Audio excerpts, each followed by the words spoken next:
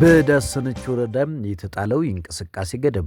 በደቡብ ኢትዮጵያ ክልል የዳሰነች ወረዳ መስተዳድር ለሁለተኛ ጊዜ የህዝብ እንቅስቃሴ ገደብ መጣሉን አስታውቋል። መስተዳድሩ ገደቡን የጣለው በማልበርግ ቫይረስ የአንድ ሰው ህይወት ማለፉን ተከትሎ ነው። ከወረዳው የሚወጡና የሚገቡ የህዝብ ማመላለሻ አገልግሎቶች ተቋርጠዋል። መጠጥ ቤቶች፣ መዝናኛ ቤቶችን ጨምሮ የመሰብሰቢያ ስፍራዎች ተዘግተዋል። በዳሰነች ወረዳ የተጣለው እንቅስቃሴ ገደብ በደቡብ ኢትዮጵያ ክልል ዳሰነች ወረዳ መስተዳድር ለሁለተኛ ጊዜ የህዝብ እንቅስቃሴ ገደብ መጣሉ ታውቋል። መስተዳድሩ ከትላንትና እሁድ ጀምሮ ገደቡን የጣለው በማልበርግ ቫይረስ በሽታ የአንድ ሰው ህይወት ማለፉን የጤና ሚኒስቴር ከትላንት በስቲያ ማስታወቂያ ማውጣቱን ተከትሎ ነው። አሁን ላይ ከወረዳው የሚወጡና የሚገቡ መጓጓዣ አገልግሎት የተቋረጠ ሲሆን የመጠጥ ቤቶች፣ መዝናኛ ቤቶች፣ የእግር ኳስ ማሳያ ቤቶችን ጨምሮ የህዝብ መሰብሰቢያ ስፍራዎች ተዘግተዋል።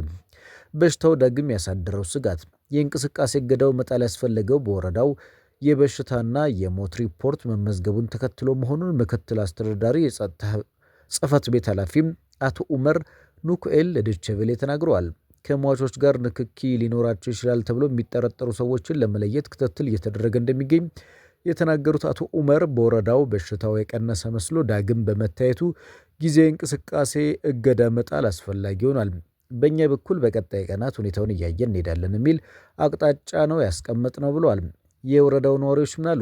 ዶይቼ ቬለ አስተያየታቸውን የጠየቃቸው የወረዳው ነዋሪዎች በአካባቢው አሁንም የበሽታው ስጋት ቢኖርም በስጋቱ ልክ ግን ጥንቃቄ ሲደረግ አይታይም ብለዋል።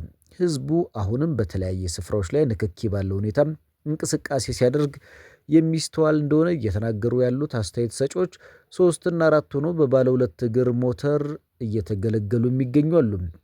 እገዳው ብዙም ለውጥ አላመጣም የሚል እይታ ያላቸው አሉ። ከዛ ይልቅ ክትባት የሚገኝበት ሁኔታ ቢኖር የሚል ጥያቄ አቅርበዋል። የተቋሙ ጥሪ የደቡብ ኢትዮጵያ ክልል የቀውስ ክስተት አስተዳደር በሽታው የሚገኝበት ሁኔታ ገምግሟል። በህብረተሰቡ ውስጥ መዘናጋት የሚስተዋል መሆኑን የገለጹት የደቡብ ኢትዮጵያ ክልል የህብረተሰብ ጤና ተቋም ምክትል ዋና ዳይሬክተር አቶ ምንተስኖት መልካ መንግስት በሽታውን ሙሉ በሙሉ መቆጣጠር እስከሚቻል ድረስ ጥንቃቄ እንደማይለይ ተናግረዋል። የማልበርግ ቫይረስ ባለፈው ኅዳር ወር መግቢያ ላይ በደቡብ ኢትዮጵያ ክልል ጂንካ ከተማ መከሰቱን የጤና ሚኒስቴር መግለጹ ይታወቃል። እስከ ትላንትና ታህሳስ 5 2017 በበሽታው መያዛቸው ከተረጋገጠ 13 ሰዎች መካከል የ9 ህይወት ሲያልፍ 5ቱ በሕክምና እንደሚገኙ፣ የ9 ህይወት ሲያልፍ 5ቱ በሕክምና እርዳታ እንዲያገግሙ መደረጉን ሚኒስቴሩ የበሽታውን ዕለታዊ ሪፖርት በሚገልጽበት መግለጫው ላይ ገልጿል። የማልበርግ ቫይረስ ከጊዜ ወደ ጊዜ በኢትዮጵያ የጤና ስጋት መሆኑ እየጨመረ መምጣቱ የታወቀ ሲሆን በተለይ ደግሞ በዳሰነች ወረዳ ወይም ጂንካና አካባቢው በርካታ ህብረተሰብ ክፍሎች በከፍተኛ ስጋት እንደሚገኙ ተገልጿል። ኢትዮጵያ ይህንን ወረርሽኝ ከአንድ ወር በፊት ያስተናገደች ሲሆን በማህበረሰቡ ዘንድ ከፍተኛ የሆነ የጥንቃቄ ጉድለት እየታየ ይገኛል። በዳሰነች ወረዳም የተጣለው የእንቅስቃሴ ገደብ ይህን በማስመልከት ይመስላል። በተለይ ደግሞ የእንቅስቃሴ ገደቡ ከሳምንታት በፊት ተጥሎ የነበረ ቢሆንም መስተዳድሩ እንደ አዲስ የእንቅስቃሴ ገደብ ለመጣል መገደዱ ተገልጿል። ከወረዳው የሚወጡና የሚገቡ የህዝብ ማጓጓዣ አገልግሎቶች ተቋርጠዋል። መጠጥ ቤቶች፣ መዝናኛ ቤቶችን ጨምሮ በርካታ የህዝብ መሰብሰቢያ ስፍራዎች መከልከላቸው የተገለጸ ሲሆን መሰል እንቅስቃሴዎች እንዳይደረጉ ከፍተኛ ጥንቃቄ የተደረገና የበሽታው መስፋፋት እንዳይስፋፋ ከፍተኛ የሆነ ጥንቃቄ የተደረገ ይገኛል። በሽታው ዳግም እንዳያገረሽና ያሳደረው ስጋት በአካባቢው ነዋሪዎች ዘንድ ቢገለጽም ነገር ግን በሽታው እንዳይተላለፍ የሚደረጉ ጥንቃቄዎች እምብዛም ናቸው። ህግ ከማውጣት የዘለለ የተለየ ነገር የለም ሲሉ የአካባቢው ነዋሪዎች በበሽታው መስፋፋት ዙሪያ ያላቸውን ስጋትና ጥንቃቄ መደረግ እንዳለበት እየገለጹ ይገኛሉ። የትራምፕ አስተዳደር ከአሜሪካ እንዲወጡ የሚፈልጋቸው ኢትዮጵያውያን ሁኔታ። ሰላም ጤና ይስጥልኝ የተወደዳችሁና የተከበራችሁ ውድ የዜና ፕላስ ቤተሰቦቻችን፣ የትራምፕ አስተዳደር ከሰሞኑ በአሜሪካ የሚገኙ ኢትዮጵያውያንን ጨምሮ የሌሎች ሀገራት ዜጎች ላይ የወሰነው ውሳኔ አስደንጋጭ ሆኗል። በዚህ ጉዳይ ላይ የተሰናዳውን ዘገባም ወደ እናንተ እናደርሳለን። የትራምፕ አስተዳደር በአሜሪካ ለሚኖሩ ኢትዮጵያውያን በጊዜያዊ ጥበቃ ስር ያሉትን ፈቃድ ማገዱን አስታውቋል። የሀገር ውስጥ ደህንነት ዋና ጸሐፊ እንዳሉት የሀገራቱን ሁኔታ ከመገምገም በኋላም አግባብ ካላቸው የአሜሪካ መንግስት ተቋሞች ምክክር ካደረገ በኋላም ኢትዮጵያ ከዚህ በኋላ ለጊዜያዊ ሁኔታ ቅድመ ጥበቃ አያስፈልጋትም፣ አታሟላም ተብሏል።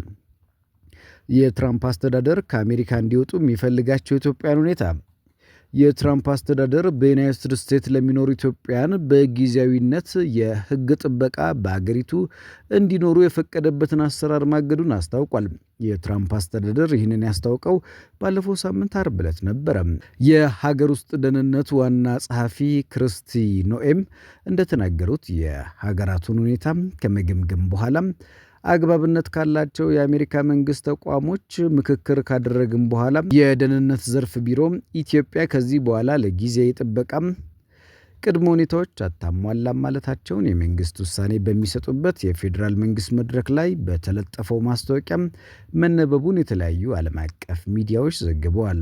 ይህ ማለት በኢትዮጵያ አስጊ ሁኔታ ስለሌለ በአሜሪካ በጊዜያዊነት የመኖሪያ ፈቃድ የተሰጣቸው ኢትዮጵያውያን በ3 ወር ጊዜ ውስጥ እንዲያሳውቁና ወደ ሀገራቸው እንዲመለሱ ይጠይቃል። የዩናይትድ ስቴትስ መንግስት ከ3 ዓመታት በፊት ኢትዮጵያውያን በጊዜያዊነት የሕግ ጥበቃ በአገሪቱ ውስጥ እንዲኖሩ የተፈቀደበት አሰራር እንዲያበቃ አድርጓል። ይህ በጊዜያዊ የሕግ ጥበቃ የመኖሪያ ፈቃድ ስር አሜሪካ ውስጥ እንዲኖሩ ይፈቀድላቸው የነበሩ ዜጎች በአገራቸው ግጭት፣ ጦርነት፣ የተፈጥሮ አደጋ ወይም ሌላ ለደህንነታቸው አስጊ የሆነ የተለየ ክስተት ለመጡ ስደተኞች ወይም ተገን ጠያቂዎች ነበረ።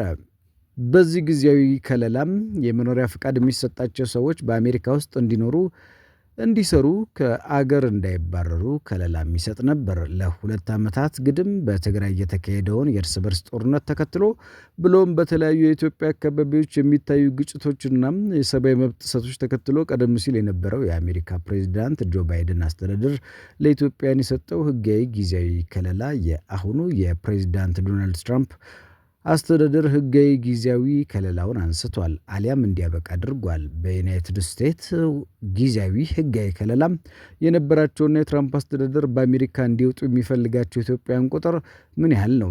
የኢትዮጵያውያኑ ስሜት ምን ይመስላል? በካሊፎርኒያ የሚገኙ የዶቼ ቬለ ዘጋቢዎች እንደዘገቡት ዘገባው ይህንን ይመስላል። የትራምፕ አስተዳደር እንዲወጡ ቢፈልጋቸው ኢትዮጵያውያን የዩናይትድ ስቴትስ ለኢትዮጵያውያን ጊዜያዊ ሕግ ከለላ መነሳቱን ተከትሎ በርካታ ዘገባዎች እየተሰራጩ ይገኛሉ። በተለይ ዶቼ ቬለን የመሳሰሉ ትልልቅ የዓለም አቀፍ ሚዲያዎች በጉዳዩ ላይ መነጋገሪያ አድርገውታል። ኢትዮጵያውያንም ተጨንቋል። በዚህ ጉዳይ ላይ ዝርዝር መረጃዎችን ወደ እናንተ አድርሰናል። ሌሎች ተጨማሪ ጉዳዮችን እያነሳን አብረናችሁ እንቆያለን። ዜና ፕላስ ላይክ፣ ሰብስክራይብ፣ ሼር በማድረግ ቤተሰብ እንድትሆኑ በአክብሮት ጋብዘናል። ወደ ሌሎች ቀሪ ጉዳዮች አልፈናል።